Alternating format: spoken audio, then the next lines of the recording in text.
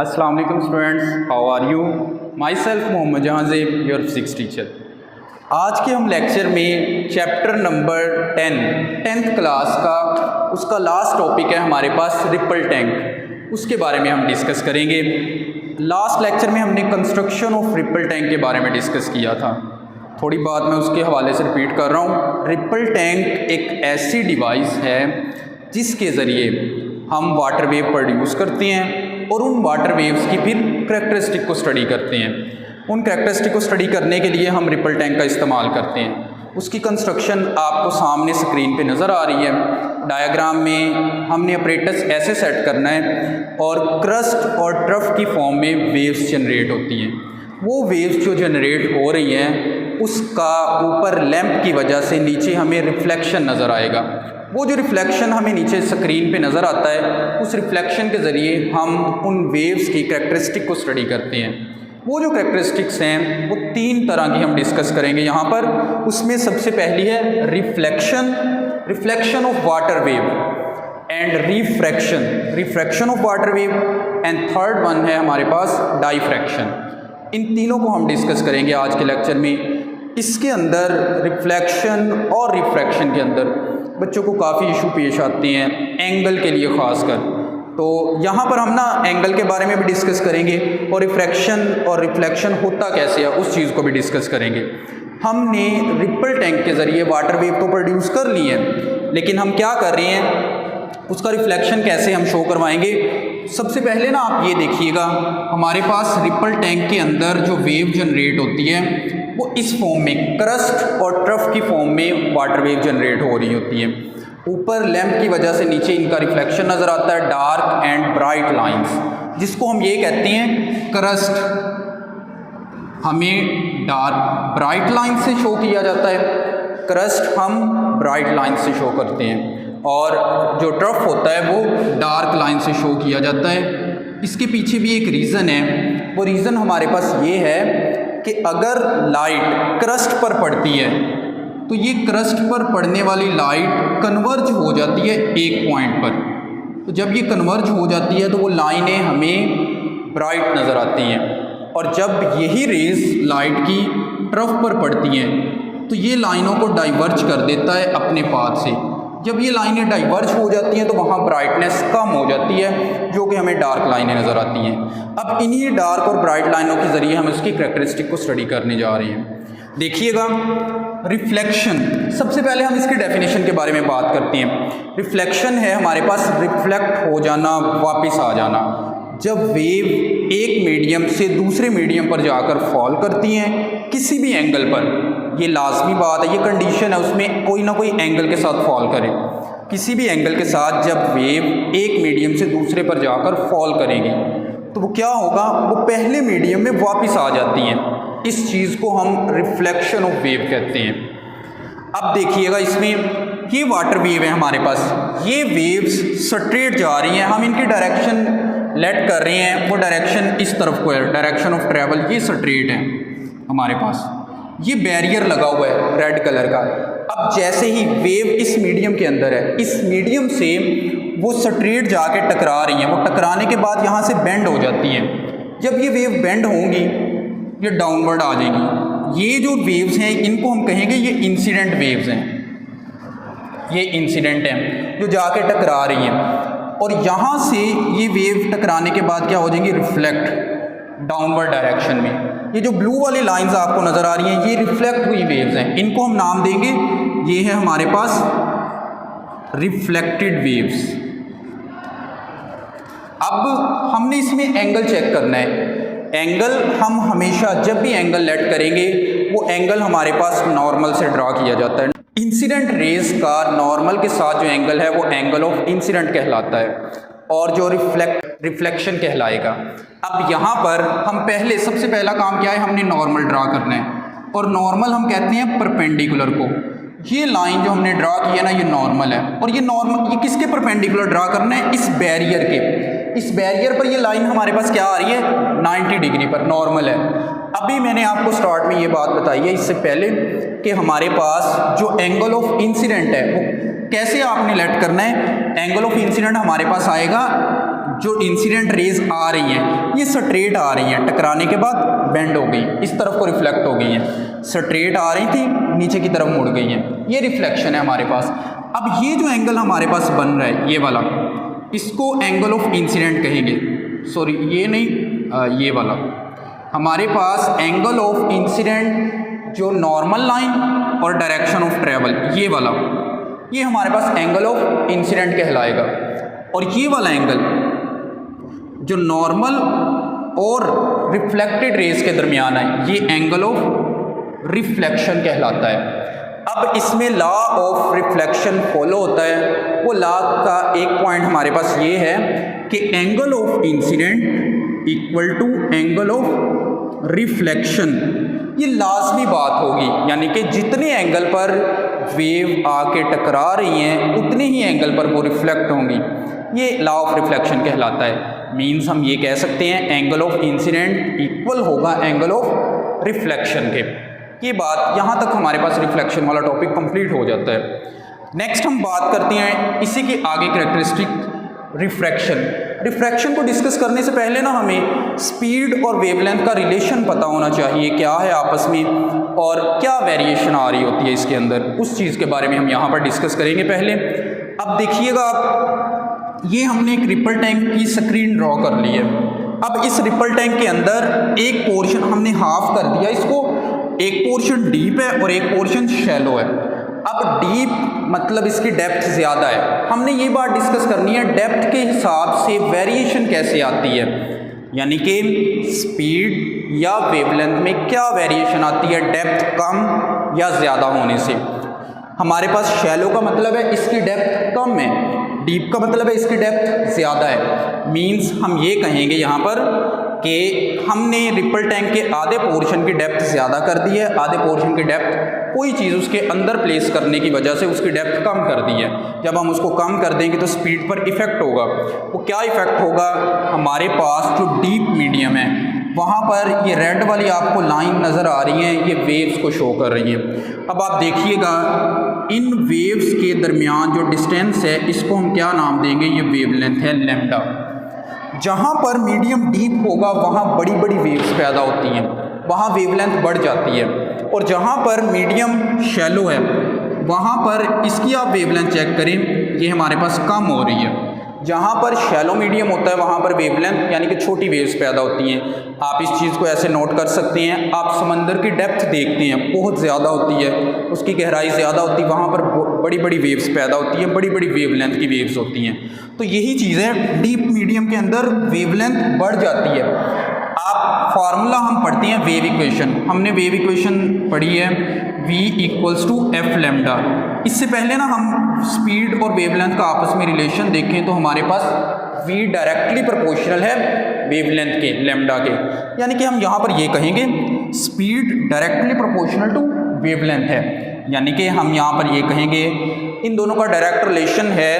तो जिस मीडियम के अंदर यानी कि डीप हिस्से के अंदर वेवलेंथ ज़्यादा है, वेवलेंथ अगर ज़्यादा होगी तो इसका मतलब है यहाँ पर स्पीड भी इस पोर्शन में क्या होगी, ज़्यादा, डायरेक्टली डिपेंड कर रही है स्पीड वेवलेंथ पर। और जिस पोर्शन के अंदर वेवलेंथ कम आ रही है उसी पोर्शन के अंदर स्पीड भी हमारे पास क्या होगी, डिक्रीज होगी, कम होगी स्पीड।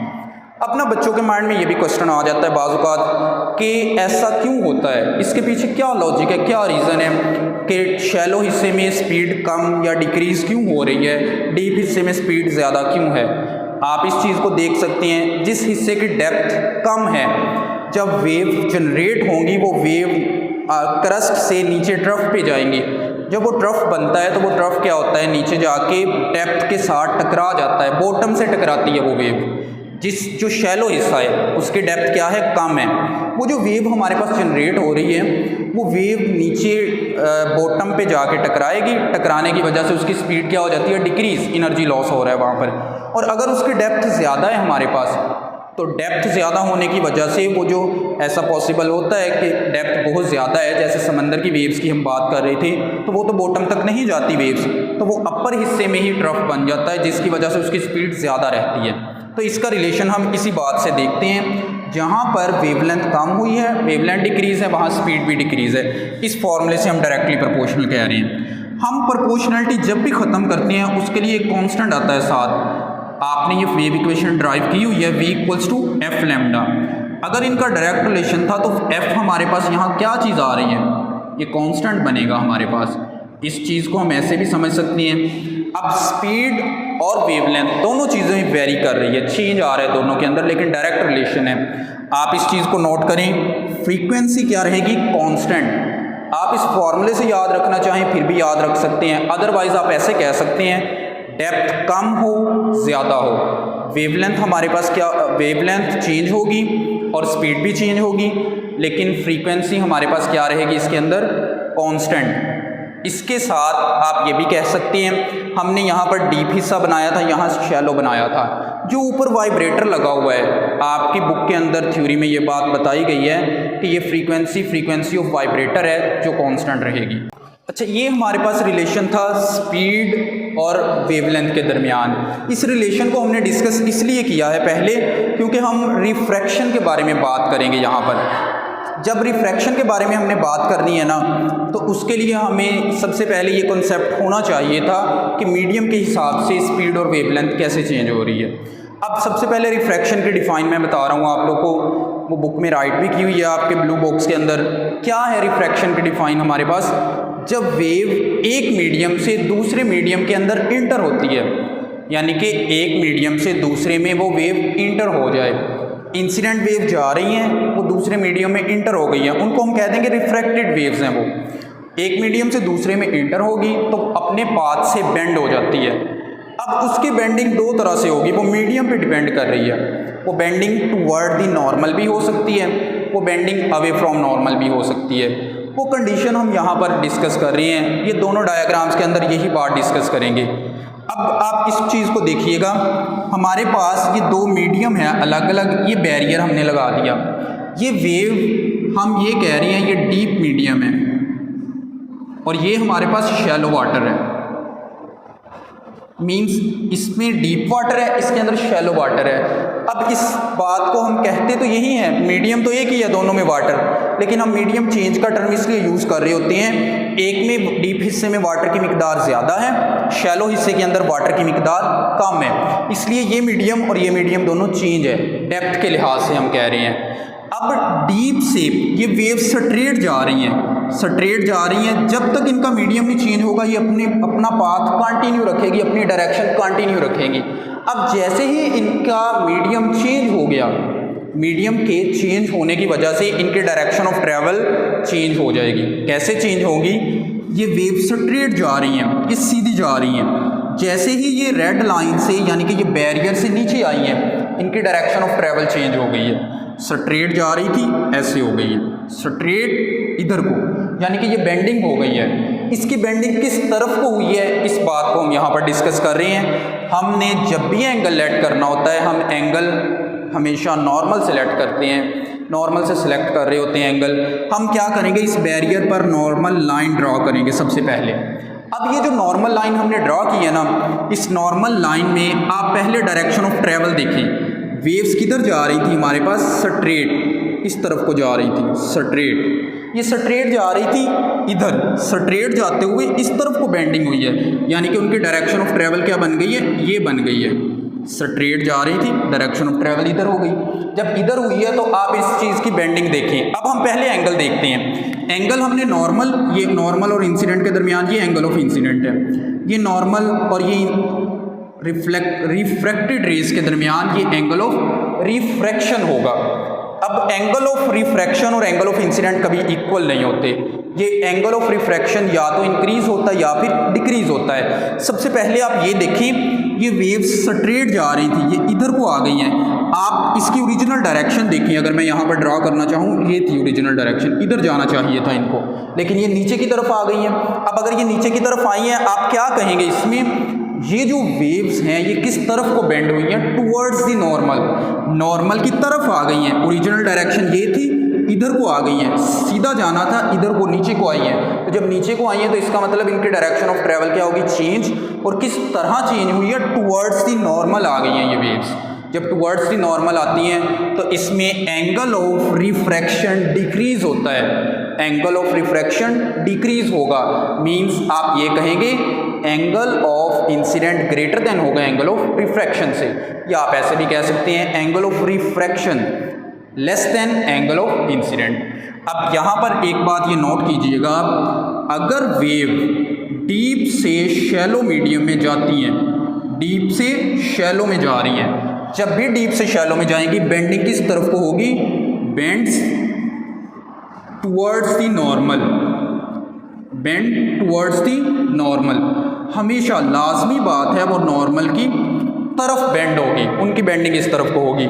एंड सेकंड बात आपने जो इसमें याद रखनी है वो दूसरी ये है हमारे पास, angle of incidence greater than angle of refraction, और ऐसे भी आप कह सकते हैं angle of refraction less than angle of incidence, means जो एंगल है वो डिक्रीज होगा और वो लेस बनेगा।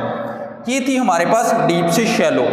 अब सेकंड वाली डायग्राम में आप देखिएगा, इसमें हम ये बात कह रहे होते हैं, ये मीडियम चेंज कर दिया हमने, ये शैलो मीडियम है हमारे पास, ये डीप मीडियम है, वहाँ पर हमारे पास डीप से शैलो में जा रही थी, यहाँ पर हम ये कह रहे हैं शैलो से डीप में जा रही है। अब फिर मीडियम अगेन चेंज हो गया है। अब अगेन चेंज क्यों हुआ है, कैसे चेंज हुआ है हमारे पास, शैलो से डीप, शैलो से डीप में जब जाएंगी तो इसकी बेंडिंग किस तरफ हुई है, आप इस चीज़ को देखिए, डीप से शैलो में स्ट्रेट जा रही थी, इधर बेंड हो गई, शैलो से डीप में जब जा रही है स्ट्रेट जा रही थी, ऑपोजिट बेंडिंग हुई है।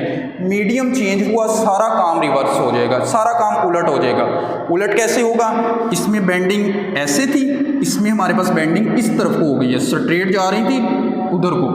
अब इसमें एंगल आप चेक करें, एंगल चेक करेंगे जब हम, ये बैरियर है, यहाँ पर हमने नॉर्मल ड्रा करना है। ये बात लाजमी आप याद रखिएगा कि जो नॉर्मल लाइन हमने ड्रा करनी होती है वो नॉर्मल लाइन हमने बैरियर के परपेंडिकुलर ड्रा करना है। आप इस ग्रीन लाइन को चेक करें, ये इस बैरियर पर परपेंडिकुलर है, 90 डिग्री पर है, इसी को नॉर्मल कह रहे हैं। अब हमने जब एंगल इसका चेक करना है ना, आप देखें इसकी डायरेक्शन ऑफ ट्रेवल हमारे पास ये है, ये डायरेक्शन ऑफ ट्रेवल है। अब ये इस तरफ को ट्रेवल कर रही थी, ये एंगल ऑफ इंसिडेंट है, ये हमारे पास एंगल ऑफ इंसिडेंट बन गया। डायरेक्शन ऑफ ट्रैवल इसकी चेंज हो गई है। चेंज कैसे हुई है, ऐसे जा रही थी, हम कह रहे हैं इस तरफ को हो गई है, यहाँ पर ऐसे जा रही थी नीचे, यहाँ पर ऐसे जा रही ऊपर की जानिब। जब ये ऊपर की जानिब हुई है तो डायरेक्शन ऑफ ट्रैवल भी इस तरफ को बन गई है।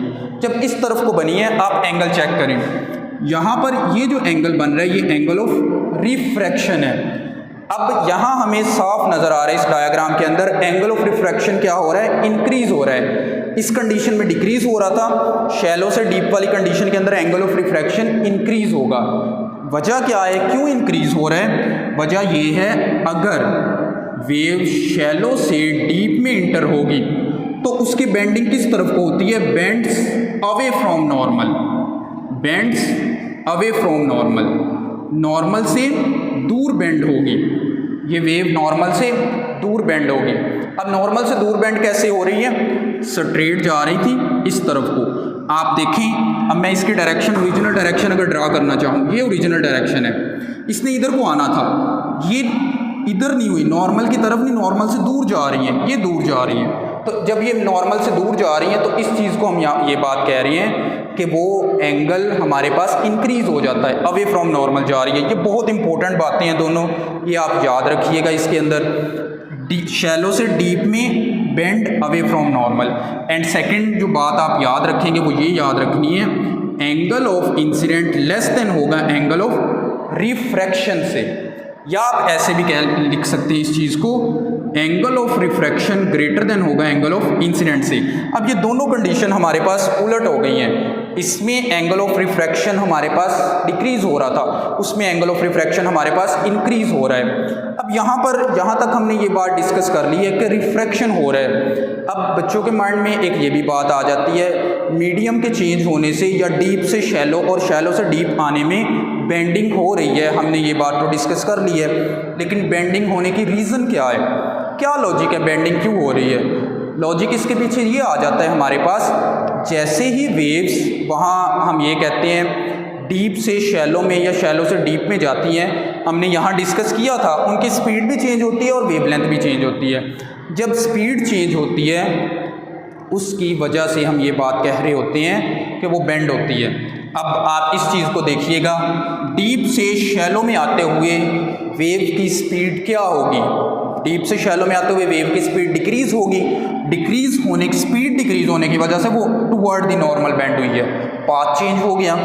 और जब ये शैलो से डीप में जा रही है, अब इसकी स्पीड इंक्रीज़ हो रही है। जब स्पीड इंक्रीज़ होगी तो वो अवे फ्रॉम नॉर्मल बेंड हो जाती है। मतलब ये सारी डिपेंडेंस आप ये कह सकते हैं स्पीड में चेंजिंग की वजह से बेंडिंग हो रही होती है। यहाँ तक हमारा था रिफ्रैक्शन का टॉपिक। नेक्स्ट हम लास्ट टॉपिक, इसकी लास्ट कैरेक्टरिस्टिक डिस्कस कर रहे हैं, डाइफ्रैक्शन। वो डाइफ्रैक्शन आप देखिएगा। नेक्स्ट हमारा लास्ट जो एक कैरेक्टरिस्टिक रहती है उसको हम डिस्कस कर रहे हैं डाइफ्रैक्शन के बारे में। सबसे पहले इसकी डेफिनेशन क्या है हमारे पास? डाइफ्रैक्शन हम सिंपल इतना कहते हैं, बेंडिंग और स्प्रेडिंग ऑफ वेव। बेंड हो जाना वेव का, जैसे हम कहते हैं किसी भी चीज़ के अंदर बेंड आ गया है, उस चीज़ को वेव का बेंड हो जाना। स्ट्रेट जा रही थी वो अपनी, मतलब स्ट्रेट नहीं रही, वो बेंड हो गई है। बेंड होना, या फिर आप ये भी कहते हैं सेपरेट, बिखर जाना। वेव की बेंडिंग और स्प्रेडिंग जब वो स्लिट से टकराती है, या हम उसको ये भी वर्ड यूज़ कर लेते हैं कॉर्नर ऑफ ऑब्स्टेकल और कॉर्नर ऑफ स्लिट्स के कॉर्नर के साथ टकराने की वजह से वेव जब बेंड होती है और सेपरेट होती है, इस चीज़ को हम डाइफ्रैक्शन कहते हैं। अब डाइफ्रैक्शन का प्रोसेस हमारे पास कैसे होता है, इस चीज़ को आप यहाँ पर देखिएगा। ये हमारे पास दो स्लिट्स हैं, ये वही हमारे पास वेव्स हैं जो स्ट्रेट आ रही थी। अब ये वेव्स हमारे पास क्या आ रही है? स्ट्रेट आ रही है, सीधी जा रही हैं, ये स्ट्रेट जा रही हैं। यहाँ ये स्लिट्स के साथ टकराई, दो स्लिट्स हैं, दरमियान में बैरियर भी आप इसको कह सकते हैं। ये लकड़ी की, मेटल की, किसी भी तरह की हो सकती है। अब ये स्लिट्स के साथ टकराई, टकराने के बाद यहाँ तक इतना पोर्शन इनका वेव्स का टकराया, यहाँ से इसकी क्या होगी? बेंडिंग स्टार्ट होगी। जहाँ से उसको स्पेस मिलेगी वहाँ से आगे इंटर होते हुए बेंडिंग हो जाएगी, और बेंडिंग के बाद ये सेपरेट होना शुरू हो जाएगी। ये यहाँ से इसकी डायरेक्शन ऑफ ट्रैवल इधर हो गई है, यहाँ से स्ट्रेट जा रही है, यहाँ से स्ट्रेट जा रही है, यहाँ से डायरेक्शन ऑफ ट्रैवल इधर हो गई है। इस चीज़ को हम डाइफ्रैक्शन का नाम देते हैं। ये डाइफ्रैक्शन का प्रोसेस डिपेंड करता है स्लिट्स के दरमियान डिस्टेंस पर। स्लिट्स के दरमियान हम डिस्टेंस बढ़ाते रहेंगे, डाइफ्रैक्शन कम होता रहेगा, डाइफ्रैक्शन डिक्रीज़ होगा। एक हमारे पास ये डायग्राम है, यहाँ पर भी स्ट्रेट जा रही हैं वेव्स, ये वेव्स स्ट्रेट जा रही हैं। स्लिट्स, ये रेड वाली हमारे पास स्लिट्स हैं, इनके दरमियान डिस्टेंस हमने बढ़ा दिया, इसकी निस्बत इनके दरमियान डिस्टेंस क्या है? ज़्यादा है। जब ज़्यादा है तो यहाँ पर भी हमारे पास वेव्स सेपरेट हुई हैं, बेंड भी हुई हैं, लेकिन इनकी बेंडिंग कम हो गई है, डिक्रीज़ हो गई है। वजह क्या है? इसकी डिस्टेंस हमने बढ़ा दिया है, यानी कि डिस्टेंस हम बढ़ाते रहेंगे स्लिट्स के दरमियान। जैसे जैसे डिस्टेंस इंक्रीज़ होगा बेंडिंग कम होगी, डाइफ्रैक्शन कम ऑब्जर्व करेंगे हम। अब इसमें ये चीज़ सेमी सर्कल बन रही है, और इस सेमी सर्कल बनाने के लिए हमारे पास एक कंडीशन है। सेमी सर्कल को हम ये भी कहते हैं, ये मैक्सिमम डाइफ्रैक्शन है। मैक्सिमम डाइफ्रैक्शन ऑब्जर्व करने के लिए हमारे पास एक कंडीशन है, अगर वो कंडीशन सेटिस्फाई होगी देन सेमी सर्कल बनते हैं। और आप देखिए, इस चीज़ को देखें, इस डायग्राम को, एक वेव कितनी बेंड हो सकती है? मैक्सिमम बेंडिंग उसकी सर्कुलर फॉर्म में हो सकती है, तो इसीलिए हम इसको मैक्सिमम डाइफ्रैक्शन कहते हैं। इससे कम तो बेंडिंग हो सकती है, इससे ज़्यादा बेंडिंग वेव की नहीं हो सकती, इसलिए हम ये बात कह रहे हैं ये मैक्सिमम डाइफ्रैक्शन है और सेमी सर्कल बनते हैं मैक्सिमम डाइफ्रैक्शन में। उसके लिए एक कंडीशन कौन सी सेटिस्फाई करवाएंगे हम? जो स्लिट्स के दरमियान डिस्टेंस हमने रखा है ना, ये वाला डिस्टेंस इतना, ये डिस्टेंस कितना होना चाहिए? ये comparable to one wavelength, one lambda, one wavelength के 1 लैम्डा के बराबर होना चाहिए। अगर ये डिस्टेंस 1 लैम्डा के बराबर होगा देन डाइफ्रैक्शन जो है वो मैक्सिमम होगा, और आप ये कह सकते हैं देन सेमी सर्कल बनेगी। अब ये लैम्डा कौन सी वैल्यू है, कहाँ से हमें मिलेगी? ये लैम्डा वो वैल्यू है जो इन वेव्स के दरमियान डिस्टेंस है, इन वेव्स के दरमियान जो डिस्टेंस है उसको हम वेवलेंथ कहते हैं। मीन्स डार्क और ब्राइट लाइंस के दरमियान जो डिस्टेंस होता है, या आप ऐसे भी कह सकते हैं क्रस्ट और ट्रफ के दरमियान जो डिस्टेंस होता है, वो हमारे पास 1 वेवलेंथ होती है। अब इसकी वेवलेंथ सपोज लेट हम ऐसे कह लें 1 सेंटीमीटर है। अगर ये 1 सेंटीमीटर है, हम स्लिट्स का डिस्टेंस 1 सेंटीमीटर रखेंगे तो सेमी सर्कल मिलेंगे हमें। अगर आप 1 सेंटीमीटर से इंक्रीज़ कर दें, सेमी सर्कल नहीं बनेंगे, बेंडिंग कम होगी, उस फॉर्म में हमें डाइफ्रैक्शन नज़र आएगा। अगर ये वेवलेंथ बढ़ जाए, आप ये भी कह सकते हैं इस फॉर्म में हमारे पास वेव्स जनरेट हो रही हैं, इनकी वेवलेंथ ज़्यादा है। वेवलेंथ ज़्यादा होगी, स्लिट्स का डिस्टेंस इतना ही रखेंगे जितनी ये वेवलेंथ है, देन सेमी सर्कल बनेंगे। मीन्स ये 2 सेंटीमीटर है, ये भी आप 2 सेंटीमीटर रख लेंगे, सेमी सर्कल ही मिलेंगे हमें। अगर ये कंडीशन आप सेटिस्फाई नहीं करेंगे, डाइफ्रैक्शन होगा, लेकिन वो डाइफ्रैक्शन आप मैक्सिमम नहीं कह सकते। यहाँ तक था हमारा रिपल टैंक के कैरेक्टरिस्टिक के बारे में लेक्चर। नेक्स्ट इंशाल्लाह मिलेंगे अगले लेक्चर के साथ। अपना ख्याल रखिएगा। अल्लाह हाफिज़।